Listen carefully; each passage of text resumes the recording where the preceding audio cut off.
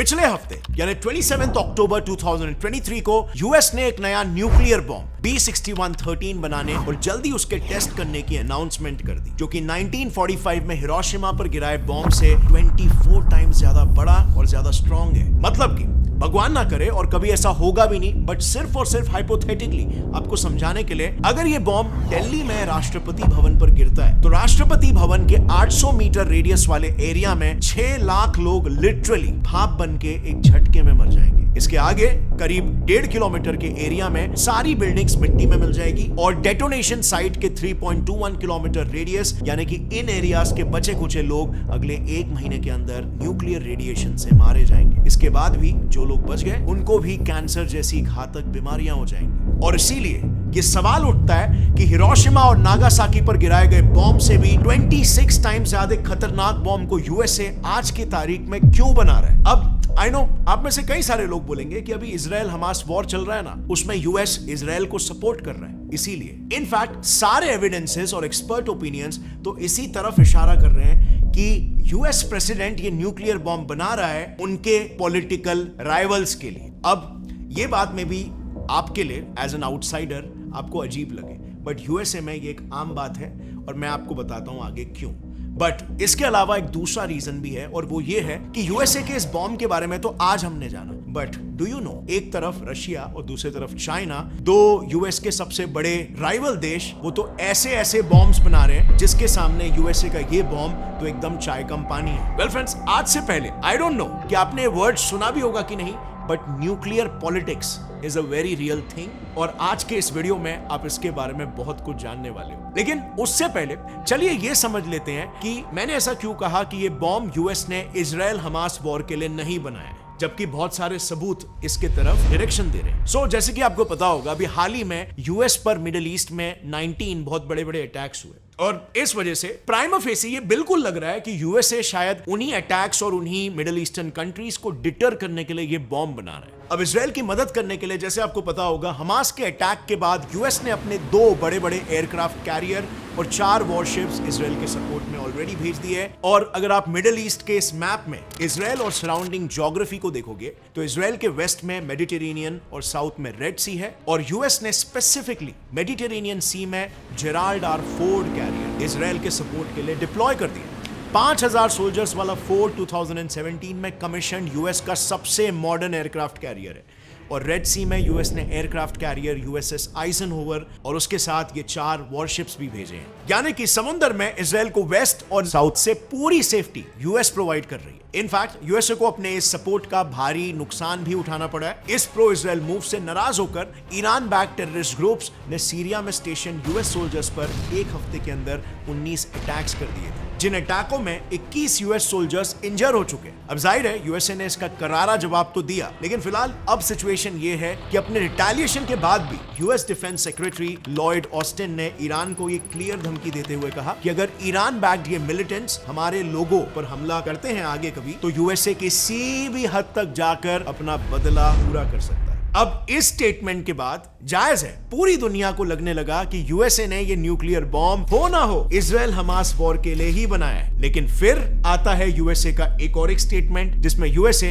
एकदम से पलट गया। इजराइल के फुल सपोर्ट में आगे आने के बाद भी यूएस इजराइल हमास वॉर को न्यूक्लियर कैटास्ट्रोफी में कन्वर्ट होने नहीं देना चाहता, क्योंकि जब इजराइल के कैबिनेट मिनिस्टर ने गाजा पर न्यूक्लियर अटैक की बात की तो यूएस के स्टेट डिपार्टमेंट ने सीधा कह दिया इट्स होली अनएक्सेप्टेबल। यानी कि ये क्लियर इंडिकेशन था कि वो न्यूक्लियर बॉम्ब को इस वॉर में यूज नहीं करना चाहते। सो अब आखिर यूएसए ये बॉम्ब बना किस लिए रहा है? Let me reveal that for you. Welcome to the world of nuclear politics. Reason number 1, to deter adversaries. तो आज के तारीख में फ्रेंड्स, यूएसए ये बॉम्ब मजबूरी में भी बना रहा है, क्योंकि यूएसए के 2 बड़े दुश्मन देश रशिया और चाइना ने इतनी बड़ी सीक्रेट तैयारी कर रखी है कि अगर वो चाहे तो at the click of a button वो पूरे के पूरे यूएसए को नक्शे से मिटा सकते हैं। और ये बात मैं नहीं बल्कि खुद यूएस के प्रेसिडेंट कह रहे हैं। यूएस में न्यूक्लियर पोस्टर रिव्यू नाम की एक न्यूक्लियर थ्रेट को लेकर रिपोर्ट पब्लिश की गई, जिसमें क्लियरली ये लिखा था कि 2030 तक यूएस को रशिया और चाइना से मेजर न्यूक्लियर चैलेंज फेस करना पड़ सकता है। और ऐसा इसीलिए क्योंकि उस रिपोर्ट के अनुसार फिलहाल रशिया के पास जो मॉडर्न आर्सनल्स है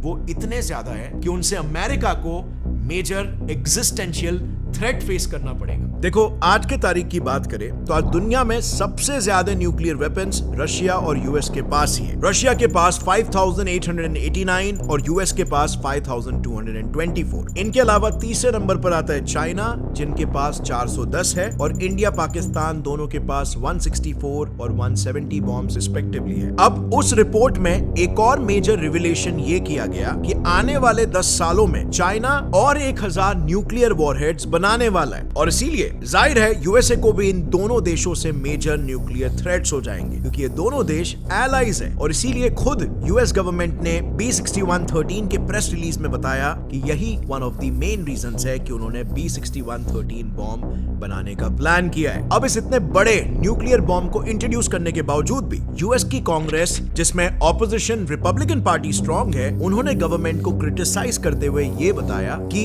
इस एक बॉम्ब से कुछ नहीं होगा। यूएस अभी भी अपने दुश्मन रशिया और चाइना से काफी पीछे है। अब ऑपोजिशन का ये बयान सुनकर आपको ये लग रहा होगा कि देश की सिक्योरिटी को लेकर ये ऑपोजिशन पार्टी कितनी कंसर्न्ड है। And well, let me tell you, ऐसा बिल्कुल भी नहीं है। असल में ये पूरा मांजरा है न्यूक्लियर बॉम्ब पॉलिटिक्स का, जो वहां के पार्टीज काफी टाइम से करते आ रहे हैं। लेकिन वो समझने से पहले आपको तो मालूम ही होगा, पूरी दुनिया में एटम बॉम्ब को अमेरिका ने सबसे पहले बनाया था, क्योंकि उन्हें पता था कि ग्लोबल लेवल पर कितना बड़ा एडवांटेज देगा। बट ये सिर्फ और सिर्फ पॉसिबल हो पाया एक व्यक्ति की वजह से, ओपेनहाइमर, जो काफी सरप्राइजिंगली हम हिंदुओं की भगवत गीता से काफी ज्यादा इंस्पायर्ड थे। ओपेनहाइमर छोड़ो, आप ज्यूस को भी ले लो। आज ज्यूस मिलिट्री, एजुकेशन, टेक्नोलॉजी, हर एक फील्ड में सबसे आगे हैं, लेकिन आज भी हर एक ज्यू अपनी संस्कृति और स्पेशली अपनी धार्मिक किताबों से काफी ज्यादा जुड़ा हुआ है। और इसीलिए मेरे हिसाब से हर एक भारतीय को भगवत गीता एक न एक बार जरूर पढ़नी चाहिए, क्योंकि इस एक किताब को पढ़कर हमें हमारी पूरी सभ्यता के सारे सीख मिल जाते हैं। लेकिन आजकल प्रॉब्लम बस ये है कि हमें अक्सर हमारे पास किताबें पढ़ने के लिए टाइम नहीं होता। And well, I totally agree, और इसीलिए मैं खुद अपने बिजी स्केड्यूल में मॉर्निंग वर्कआउट्स के टाइम पर कुकू एफएम के ऐप में भगवत गीता को सुन लेता हूं। एंड ट्रस्ट मी, सुबह सुबह भगवत गीता ऑडियो बुक सुनने से मेरे पूरे दिन को एक एंकरिंग मिल जाती है, बहुत ही पीसफुल और प्रोडक्टिव हो जाता है। एंड अगर सेल्फ हेल्प बुक्स की बात करूं तो I would also recommend how to win friends and influence people और बुद्ध सूत्र, जो कि आप कुकू एफएम पर सुन सकते हो। इनफैक्ट अभी तो लिंक जो मैंने डिस्क्रिप्शन में डाला है, अगर आप उस पर क्लिक करके मेरा कूपन कोड गौरव50 यूज करोगे तो आपको मिलेगा 50% ऑफ,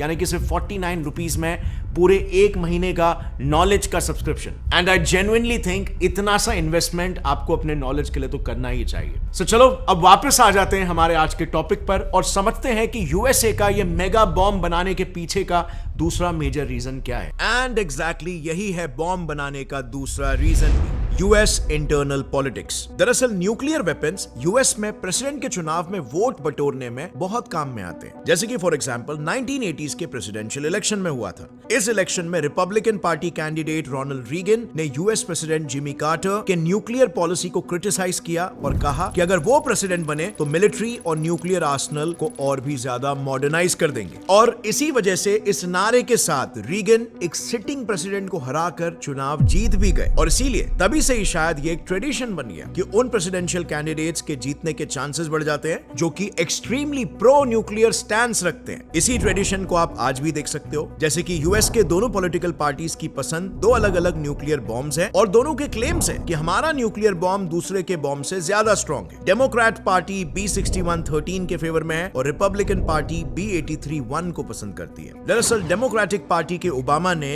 अपने प्रेसिडेंसी के टाइम पे B83 न्यूक्लियर बॉम्ब को रिटायर कर दिया था, लेकिन रिपब्लिकन पार्टी के डोनाल्ड ट्रंप ने प्रेसिडेंट बनते ही B83 बॉम्ब्स का रिटायरमेंट कैंसिल कर दिया। लेकिन फिर उसके बाद डेमोक्रेटिक पार्टी के बाइडेन ने फिर से B83 बॉम्ब्स को रिटायर करने का ऑर्डर पास कर दिया। बेसिकली न्यूक्लियर बॉम्ब्स का यूज कहीं पर नहीं हो रहा है, लेकिन जिसकी सरकार उसका न्यूक्लियर बॉम्ब बनता या कैंसिल होता है। अब बताए गए दो रीजंस के अलावा बॉम्ब बनाने के प्लान का तीसरा रीजन आपको थोड़ा आयरॉनिक लगेगा, लेकिन फिर भी आपको बता देता हूं। वेल, वो ये है कि प्रेसिडेंट के हिसाब से पुराने 5 न्यूक्लियर बॉम्ब से आधा खर्चा इस एक नए बॉम्ब में लगने वाला है। अब वो कैसे? तो देखो, आज जो B6113 बन रहा है ना, उस B61 सीरीज के बॉम्ब 1960 से ही बनने शुरू हुए थे और आज उस सीरीज में सिर्फ B61 4, 7, 10, 11 और 12 वर्जन्स ही ऑपरेशनल है और इन्हीं पुराने बॉम्ब्स को मेंटेन करने का खर्चा $10 बिलियन आता है। इसी खर्चे को कट डाउन करने के लिए यूएस B61 न्यूक्लियर बॉम्ब का 13th वर्जन बना रहा है, जिसका खर्चा आयरॉनिकली ऑफिशियल्स के हिसाब से सिर्फ $800 मिलियन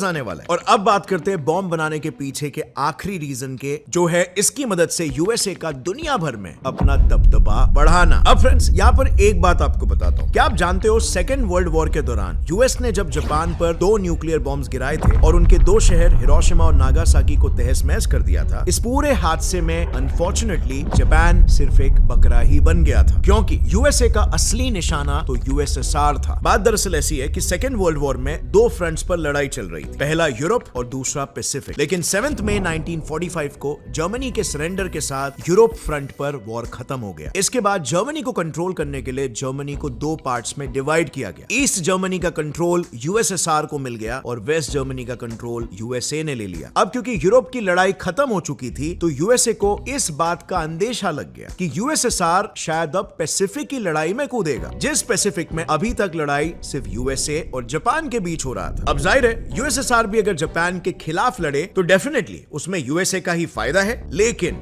यूएसए ने सोचा कि जीत के बाद फिर जापान को भी जर्मनी की तरह उन्हें साला यूएसएसआर के साथ शेयर करना पड़ेगा, जबकि यूएसए जापान का सोल कंट्रोल चाहता था। अब यूएसए ने सोचा यूएसएसआर को इस रेस में हराने का और अपने हेजीमनी को कायम रखने का एक ही तरीका हो सकता है, जापान को जल्द से जल्द घुटनों के बल पर ले आया जाए, और वो भी ऐसे कि दुनिया और स्पेशली यूएसएसआर देखते ही रह जाए। अब सबसे अनफॉर्चुनेट बात सुनो, हिस्टोरियन गर एल्पेरोविट्ज ने 1965 में पब्लिश्ड अपनी book atomic diplomacy Hiroshima and Potsdam में लिखा हुआ है कि जापान पर न्यूक्लियर बॉम्ब यूएसए ने सिर्फ और सिर्फ सोवियत पर अपनी सुप्रीमेसी साबित करने के लिए किया था, ना कि जापान को हराने के लिए, क्योंकि जापान वैसे भी जल्द ही सरेंडर करने ही वाला था। सो नाउ जस्ट इमेजिन ये वर्ल्ड पॉलिटिक्स कितना बड़ा दलदल है और इसमें न्यूक्लियर डिप्लोमेसी या न्यूक्लियर पॉलिटिक्स कहो कितना नास्टी होता है। अक्सर 2 बड़े ग्लोबल सुपर पावर्स लड़ते हैं अपने हेजीमनी के लिए,